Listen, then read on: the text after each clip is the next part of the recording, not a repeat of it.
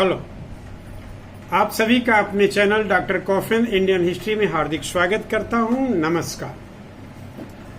आज की टॉपिक है यूरोपियंस कंपनियों में सबसे अंत में आने वाले फ्रांसीसी कंपनियों का भारत में विस्तार। यानी देखा जाए तो भले ही फ्रांसीसी कंपनी 1664 में सबसे अंत में आई, लेकिन धीरे धीरे अपनी विस्तार करते हुए अंग्रेजों के प्रमुख प्रतिद्वंदी कंपनी के रूप में स्थापित हो गई।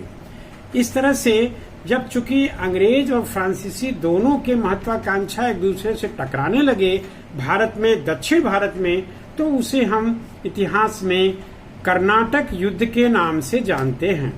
और कुल 20 वर्षों में 3 कर्नाटक युद्ध हुए थे, जो 1746 से लेकर के 1760 के बंडिवास युद्ध तक चला। आज इसी पर हम प्रथम कर्नाटक युद्ध की चर्चा करते हैं, जिसके लिए कर्नाटक की थोड़ी सी भौगोलिक पृष्ठभूमि बता दी जाए कि कर्नाटक दक्षिण भारत में कोरोमंडल तट पर स्थित था और इसी कर्नाटक में 1742 के बाद फ्रांसीसी कंपनी पूरी तरह से व्यापारिक लाभ कमाने के साथ साथ राजनीतिक लाभ की ओर अग्रसर हो जाती है, क्योंकि कर्नाटक जो समुद्र तट पर स्थित था, इसमें अंग्रेजों की बहुत महत्वपूर्ण बस्ती थी, किला बंद बस्ती थी, जिसे मद्रास में स्थित था, और ये पांडिचेरी में भी फ्रांसीसियों की किले बंद बस्ती थी। तो इस तरह से कर्नाटक में दोनों की महत्वपूर्ण बस्तियां होने के कारण कर्नाटक ही इनके बीच युद्ध की जमीन बनी। प्रथम कर्नाटक युद्ध का कार्यकाल 1746 से 48 माना जाता है। हालांकि ऑस्ट्रिया के उत्तराधिकार युद्ध से प्रथम कर्नाटक युद्ध प्रभावित था।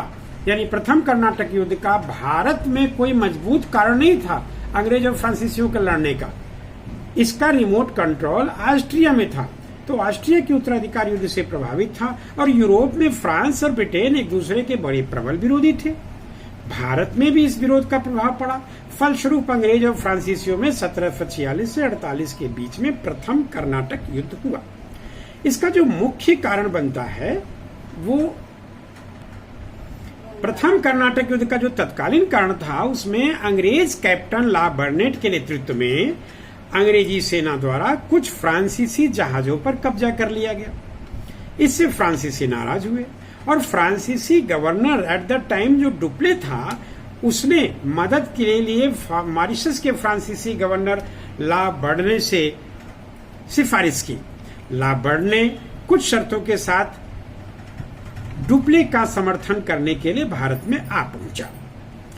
दोनों ने, यानी डुप्ले और ला बर्ने, दोनों फ्रांसीसी गवर्नर ने मिलकर के मद्रास को घेर लिया और मद्रास पर उस समय अंग्रेज गवर्नर मोर्स का आधिपत्य था। मोर्स ने आत्मसमर्पण कर दिया। इस प्रकार मद्रास डुप्ले के अधिकार में चला गया और ये समय है 21 सितंबर 1746 का। इसी कर्नाटक युद्ध से जुड़ा एक सेंट टॉमे का युद्ध बड़ा पॉपुलर है, जिसे हम अडयार युद्ध के नाम से भी जानते हैं।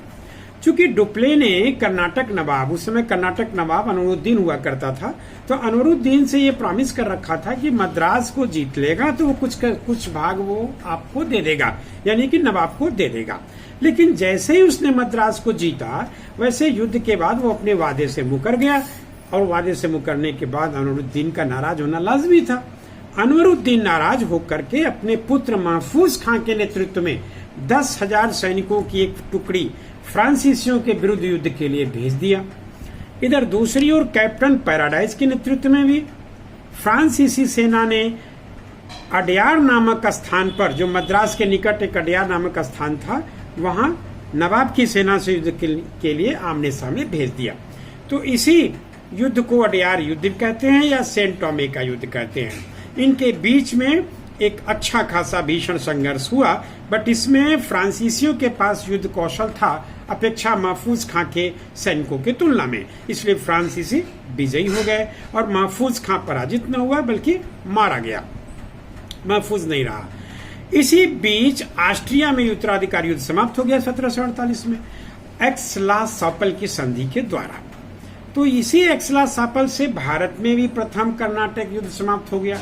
जैसा कि मैंने बताया था कि कर्नाटक युद्ध की रिमोट कंट्रोल तो ऑस्ट्रिया में था, प्रथम कर्नाटक युद्ध की, वहां शुरू तो यहां शुरू, वहां समाप्त तो यहां समाप्त, भारत में समाप्त। तो इस तरह से प्रथम कर्नाटक युद्ध जब समाप्त हो गया तो उसमें उस संधि के द्वारा नहीं, एक्सला सापल संधि के द्वारा मद्रास अंग्रेजों को फिर वापस मिल गया, यानी जो पहले की स्थिति थी वैसी स्थिति बना दी गई।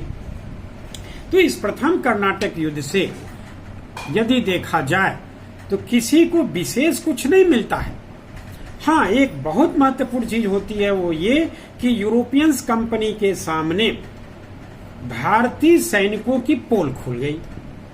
यूरोपियन कंपनी अब ये अच्छे से समझ गए कि भारतीयों की सेना की एक भीड़ जो है वो अनुशासनहीन है, उनमें युद्ध कौशल की कमी है, और कुल मिलाकर के वो 10,000 की सैनिक फ्रांसीसियों के 3,000 सैनिक पर भारी नहीं बल्कि कमजोर पड़े। तो यानी देखा जाए तो फ्रांसीसियों ने भारतीय सैनिकों की कमियों और कमजोरियों को कैप्चर कर लिया, जान लिया, दुनिया के सामने लाके रख दिया। यही कारण है कि आने वाले दिनों में यूरोपियंस कंपनी का भारत में राज्य विस्तार की महत्वाकांक्षा को पंख लग गया, क्योंकि उन्हें पता था कि भारतीय सैनिकों के पास उनकी तुलना में युद्ध कौशल की भारी कमी है। इसी के साथ प्रथम कर्नाटक युद्ध समाप्त होता है। अगले अंक में भारत के द्वितीय कर्नाटक की ओर। तब तक के लिए धन्यवाद। जय हिंद, जय भारत, नमस्कार।